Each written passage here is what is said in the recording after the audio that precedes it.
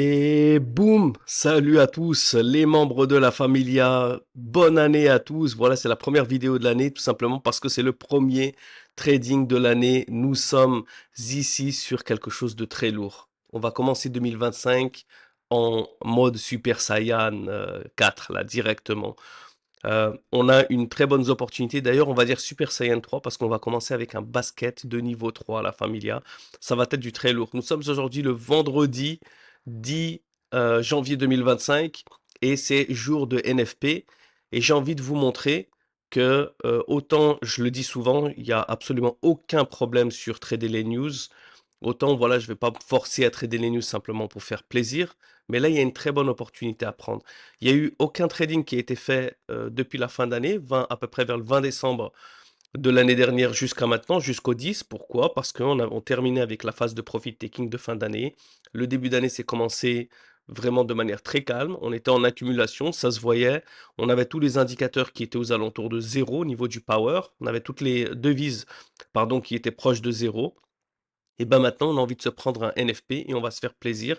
Et je vais vous montrer à travers cette vidéo que d'après justement la théorie de l'analyse technique qui dit, la théorie de dos qui dit que de toute façon, euh, l'analyse technique discount les news, les prennent en compte, elles sont de toute manière englobées. Et ben on va vous le montrer aujourd'hui. J'ai une opportunité, on peut voir qu'on a quelque chose d'intéressant sur le dollar, quelque chose d'intéressant sur le sterling également. Après, il y a d'autres paires. Il y a le CAD également qui a deux. Et on va dire que c'est les trois favorites maintenant. Regardez, quand on regarde sur le CAD, voilà, sur le CAD suisse, on voit qu'il y a une tendance haussière. Il oscille sur la médiane de la dernière LOX, ce qui est très intéressant, juste avant le NFP. J'espère vraiment que ce type de vidéo va vous plaire. N'hésitez pas à liker, à commenter, à partager un maximum et à balancer un commentaire avec toutes vos questions. J'y répondrai dans les prochaines vidéos. Donc voilà, sur le CAD, on a également un intérêt ici dans le NFP. Donc voilà, on regarde un petit peu le yen, parce que le yen, il semblait qu'il avait quelque chose d'intéressant, mais finalement, non, on confirme que bah, ça confirme son chiffre un petit peu fade à 1. Il n'y a que le sterling yen, de toute façon, on va le voir avec le sterling yen. Donc voilà, ça nous confirme également, un bon trader, c'est quoi trader, un meilleur trader, c'est également quoi ne pas trader. Donc on a la confirmation qu'on va laisser le yen de côté. On commence sur notre basket du dollar. Et je vais vous également analyser le process de mon analyse, l'évolution de mon analyse.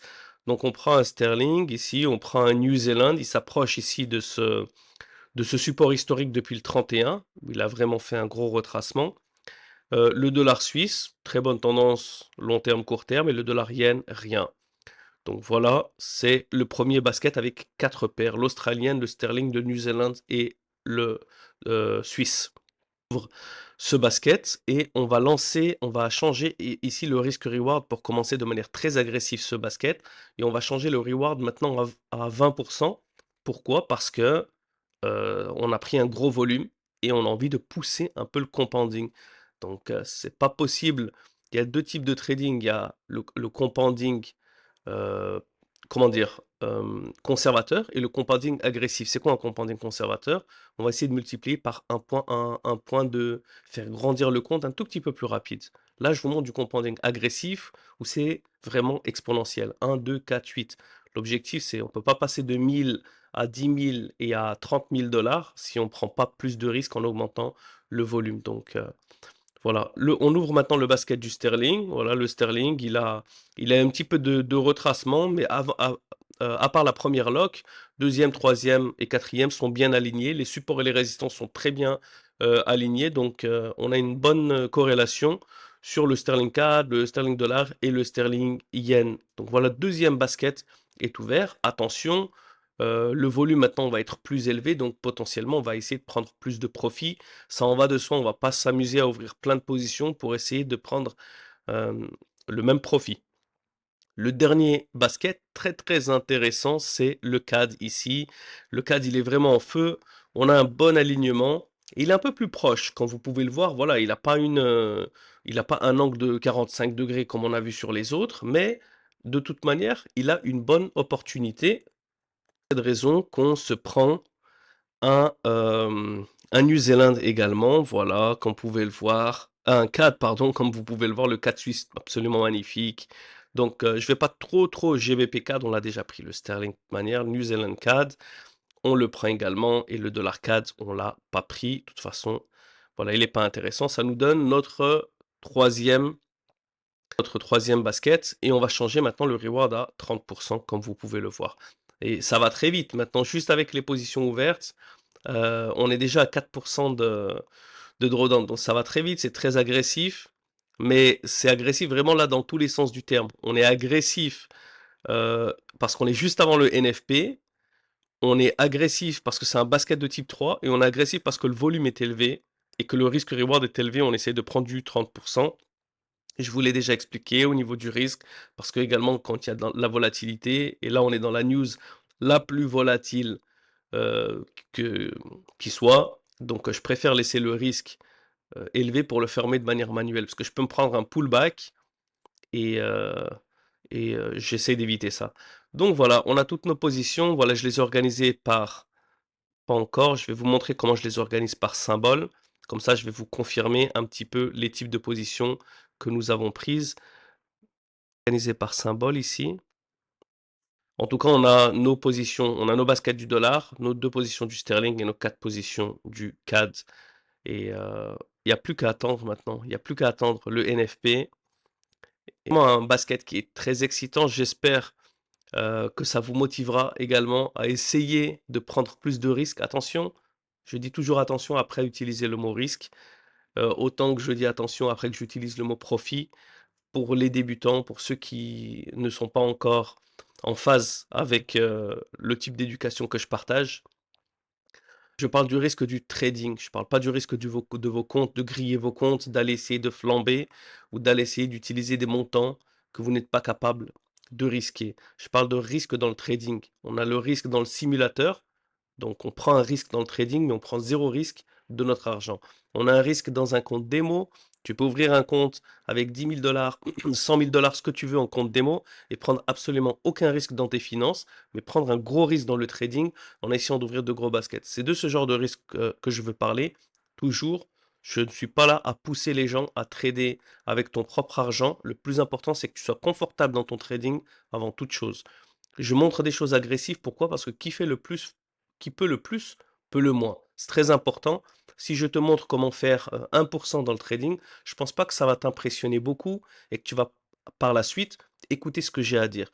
Si maintenant je montre que je suis capable de faire 1000%, 1500% et bien plus, et faire du compounding agressif, et t'expliquer les raisons, parce qu'il y en a très peu qui le font, je ne vais pas dire personne, je ne suis pas Superman, mais il y en a très peu qui le font, et je regarde parfois sur les réseaux sociaux, on m'envoie également, je le dis souvent, on m'envoie également, je ne sais pas pourquoi, mais si ça vous intéresse, moi, c'est toujours avec plaisir. De temps en temps, on m'envoie un lien, qu'est-ce que tu penses de cette stratégie, qu'est-ce que tu penses de cet éducateur? Et je dois dire vraiment que de manière générale, je ne suis pas trop impressionné. Pourquoi? Parce que si c'est pour montrer sur des téléphones des positions avec des 100 000, des 500 000 dollars, à quoi ça sert? Moi, je suis sur mon PC, j'ai 2 PC à côté au cas où il y a quoi que ce soit qui se passe. Il y en a un qui enregistre une autre stratégie. J'ai mes 2 téléphones, en plus d'assurance, s'il y a quoi que ce soit, s'il y a un problème d'internet ou quoi, j'ai mon 5G pour fermer les positions. Euh, c'est quelque chose que je prends très au sérieux.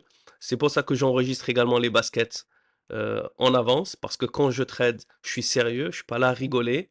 C'est un domaine qui est très sérieux. Ça peut devenir ton gagne-pain et encore mieux. Donc c'est un peu comme une compétition. Là, quand on rentre, on est vraiment sur le ring, donc c'est plus le moment de blaguer. Autant on peut s'amuser avec le punching bag, se faire plaisir sur la stratégie, le simulateur, le démo, mais quand on passe euh, en réel, bah, il faut prendre les choses de manière sérieuse parce que l'objectif, c'est de rajouter des zéros à ce compte. Donc, comme vous pouvez le voir, initialement, ici, le basket, il a été ouvert bien avant le NFP, dans la matinée, en fin de matinée. Pourquoi? Parce que j'ai absolument aucune idée il arrive plein de fois que le mouvement arrive bien avant le NFP et que je ferme mon basket avant le NFP, que je ne prenne aucun risque. C'est quelque chose que j'aime bien faire. Regardez, là, il est à 10%, 10% de drawdown, donc c'est déjà le risque. On a eu un bon petit retracement avant la news, voilà 10%, et là la news va tomber, et regardez, ça repasse d'un coup à plus 10, plus 20, et plus 30. Ça a pris que quelques secondes. C'est absolument magnifique. Voilà, je peux dire que quasi je sautais de joie. Même après 15 ans d'expérience, on a toujours le droit de célébrer une victoire. Je pense que même après des centaines et des milliers de buts, Cristiano, il est toujours là à sauter et à faire sa célébration. Donc, non pas que je me compare à Cristiano, dans le trading, je suis encore bien meilleur. Je plaisante bien sur la Familia. Donc voilà, regardez les positions.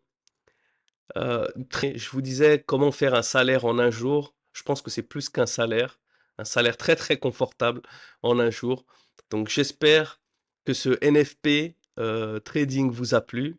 C'est pas de la prédiction, c'est pas du gambling, c'est pas du pile ou face, c'est de l'analyse technique. On avait un dollar qui se renforçait. Regardez l'indicateur power, comment il a évolué d'un coup. Le dollar est passé à 4, le sterling a passé à -5 et le CAD est passé à 4. Et c'est exactement ce genre de mouvement qu'on a envie de prendre, ces petites poussées-là qu'on était capable d'analyser grâce au power, au pouvoir, grâce à la force de notre indicateur power ici, qui nous permet d'avoir complètement résolu le Rubik's Cube.